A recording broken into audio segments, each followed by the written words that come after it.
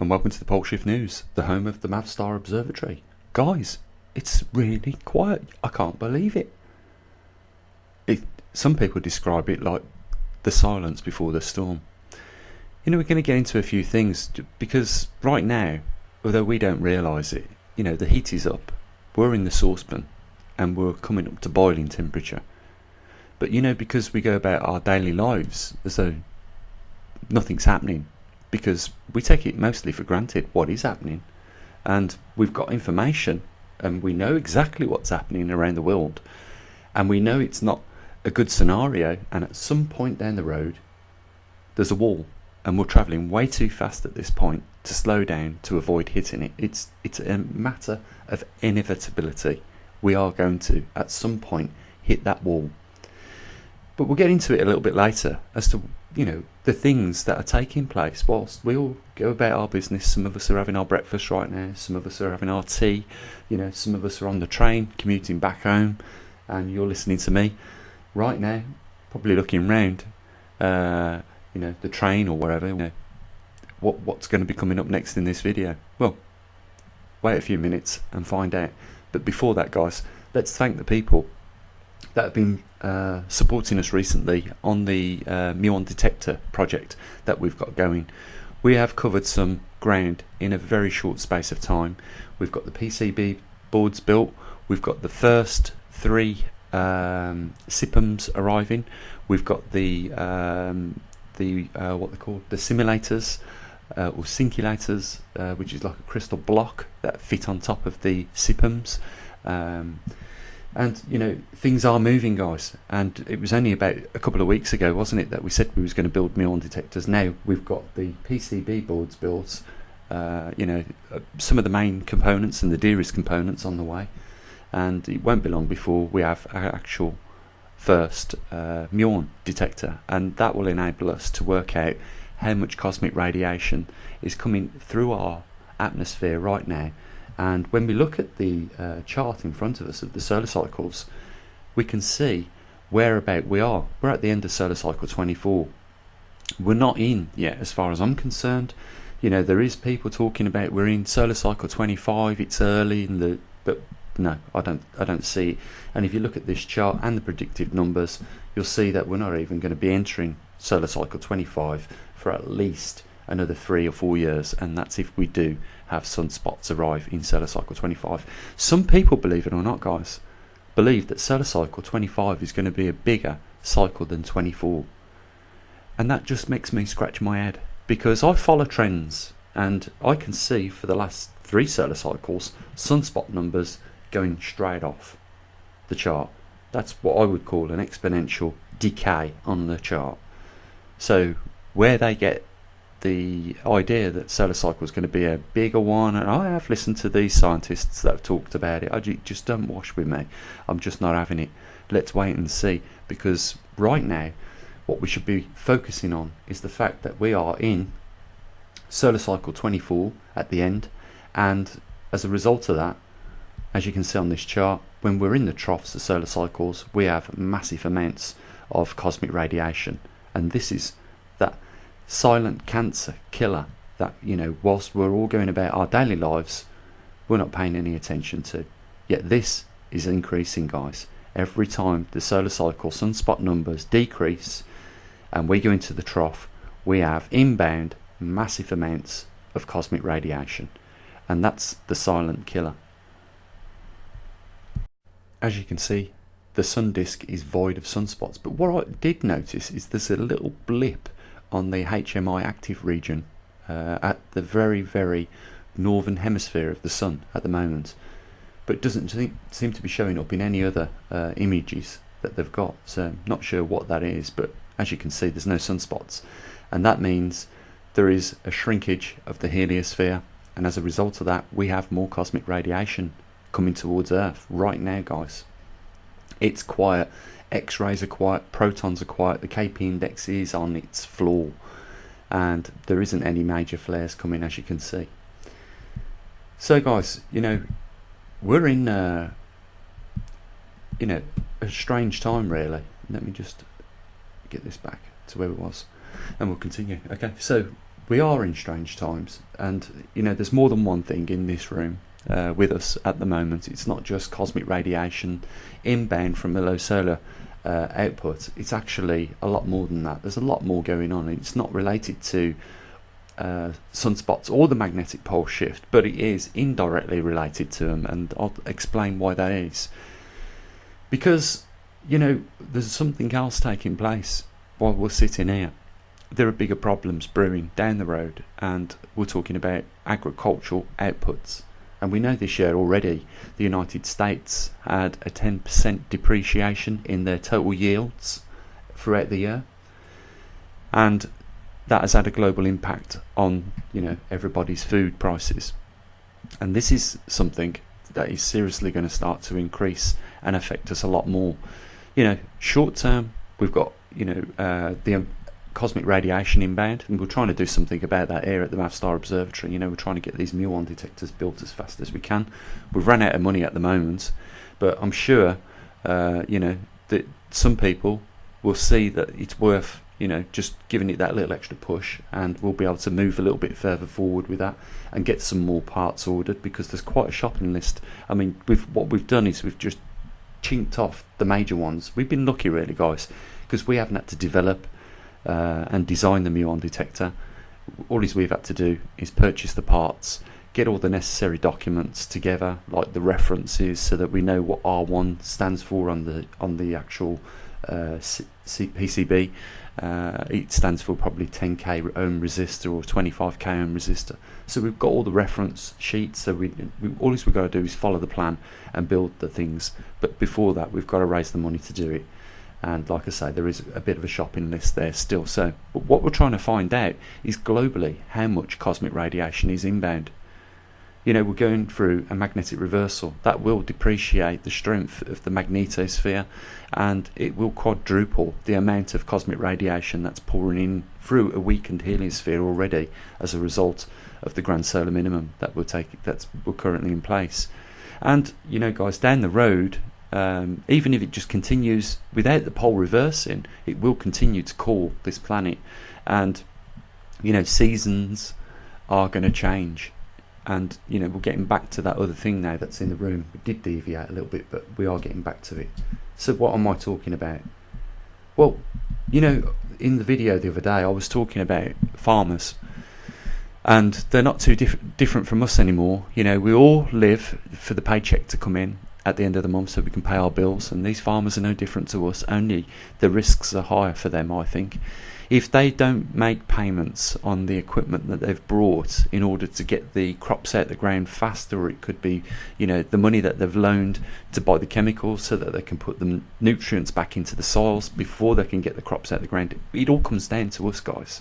We're going to be the ones that feel the pinch. But initially, the first block that will get swiped down will be the farmers, and we know that they're already running around that wheel faster than what they should be, and we know that for a fact because they won't let the land lie up and grow it for 4 years, let it rest up for 2 years, and then grow it for another 4 years.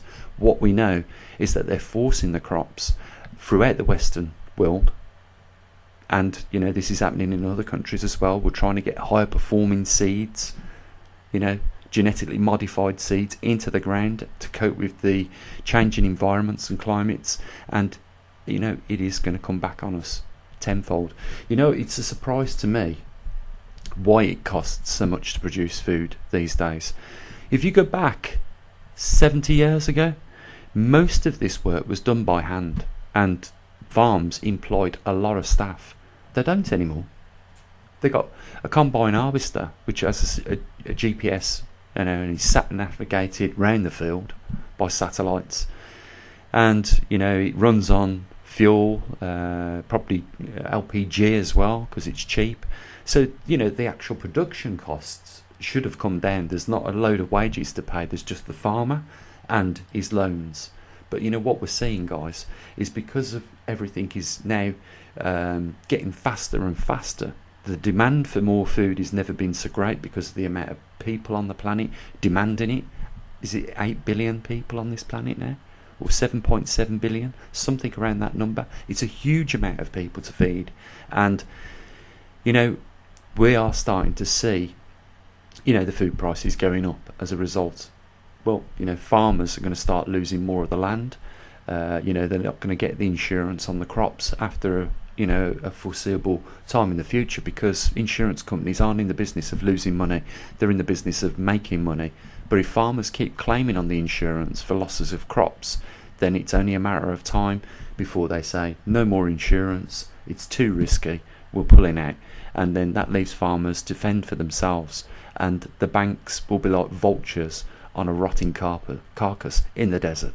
It won't be long before the land is snatched, and that means more agricultural land going offline, not as a result of climate, but as a result of economics and bad management in countries. And, you know, as a result, food is going to go higher and higher and higher. So we've got a few problems facing all of ourselves at the moment. It might be convenient for us to go down the shop and purchase foods, you know, just like that. But at some point, you're going to see less of these foods on the shelf, and when you do see them on the shelf, it is going to be caviar prices. Yes, we're all going to have at that point champagne tastes, but our pockets are going to be lemonade, and we're not going to be able to afford it. So we have to, you know, now start thinking, and it has to be done now, because, you know, none of us are going to become super gardeners overnight and super green fingers. We're going to have to teach ourselves how to grow our own foods, and that needs to be done now, guys. Unfortunately, you know, we are going to go through a magnetic reversal in as little as 4 years. At that point, you know, we need to be sustainable, more self-sufficient, and more reliant on our own production of our own energy at that point in time. So you might need to be thinking about how you're going to produce electricity, how you're going to store electricity, or, you know, how you're going to grow your own food, how you're going to store your own food. You know, it's time to go and have a chat with Grandpa, because he's got a lot of knowledge and he knows how they did it back in their day, and he's probably going to be able to, you know, advise you on what you need to do, just the basics. It's about going back to, you know, the old methods until, you know, we get through this, guys. But you know as well as I know, when we start to go through what is coming, it ain't going to be very easy. People mentally aren't going to be able to cope with it as well, you know, let alone physically being able to cope with the situation of, you know, being, you know, in a environment where you could be easily killed for as little as a tin of peas. You think it won't happen? You think human beings aren't capable of such things? Go and check your history. Go and have a look at what took place in Russia during the blockade in 1940s. Go and have a look, because what you'll see there and read about that moment in time will shock you, because 2,000 people by the end of 1 year was arrested for cannibalism, and there was over 100,000 deaths every month of people fighting over food rations. That's exactly the mentality we will have when this time comes. So you know, this is not fear porn and, you know, bedtime story, guys. This is reality, and this is what's coming. You've got, you know, some great advice on YouTube from channels like this. You know, we're trying to do a little bit more than the other channels. Instead of just talking about these things, we're trying to be proactive and, you know, answer the questions you need answering. That's why we built the Trimag, to keep an eye on the magnetic North Pole. That's why we built the magnetosphere sensor, so we know how weakened our magnetosphere is, and that's why we're putting out the Muon detectors now, as well as what we've got already around the world with the magnetometers. We're going to put the Muon detectors out there, and we're going to get the information back here and give it to you guys, so you know whereabouts on this planet might be the best place at a particular time in the future, when, you know, we go deeper into this grand solar minimum and we go into the reversal of the planet's magnetic poles. It's like I said, guys, we need to start looking at what we can do to you know, defend ourselves against cosmic radiation. First of all, we need to know what is the situation currently with the amounts that are inbound through our atmosphere as a result of these two combining problems, which are helping you know, bring in more cosmic radiation. You know, we need to know, first of all, the levels of radiation, and then where is it more dangerous on this planet as a result of that, if it is dangerous, and are the levels at the moment currently dangerous? You know, these are the questions we're going to answer with the magnetometers, but you know, we can only do that if we get the support to do it. And I know there's 25,000 people there, guys, and I've seen the comments. You know, if just you know, everybody put 50p, we would have the money for the project already. In a perfect world it might be the case, but in reality I think the amount of subscribers you have is not what YouTube tell you have, it's how many watched your last video. And if that's anything to go on, it might be around about 3,000 people. And then you start to, you know, ask yourself how many people are prepared to, you know, help and support such a thing, you know. And then you start to get down to numbers less than the fingers on your hands, guys, and that's the truth of the matter. We've got 180 patron supporters, and the majority of those, you know, put about a couple of dollars, $5. We've got a few $10 on there, a couple of 20s. We did have someone that used to put $100 but no longer does. So the, you know, what's happened is the amount that people give has gone down, sadly, and it's unfortunate, but you know, I'm still grateful for what we get. And you know, the month is looking like it's going to be a bad one again with regards to support for the observatory, let alone, you know, the money we've already spent on the Muon detectors. So things really need to get a little bit better than what they are at the moment, guys. So you know, if you want to help support what we're doing, you know, the link's there. You know, you can do it on Patreon, or you can give us a one-off PayPal donation, and you know, with that we can complete the project that's in hand at the moment. The last thing I want is that to slow down to a grinding halt, and you know, we can also keep running the observatory for you guys out there and keeping you informed on these most significant events, in my opinion, that mankind has ever experienced. You know, it's a sad thing, guys, we don't have a check off the government like CERN and the European Space Agency and NASA. What we've got is what you guys donate towards this project and this observatory, and that's it. And it's not a lot of money, but we are stretching it as far as we possibly can here, and already to have the equipment we've got so far working and in the field is nothing short of a miracle. Trust me, guys, I've been more efficient than I could have ever been with what we've had. So you know, just remember that. So yeah, guys, the link's down there if you want to support us. I did want to just show you quickly something about British engineering, but you know, they've had a bit of a breakthrough on an aircraft that they're testing, but maybe I'll leave that for tomorrow because this has gone on quite a bit. So I'll say what I usually do, guys. You know, you have an amazing weekend. It's Friday night. Get out there, meet your family, start talking about these events that are coming to all of us at some point, and the links are down there if you want to support us. I'll say what I usually do. Have a great one. Bye for now.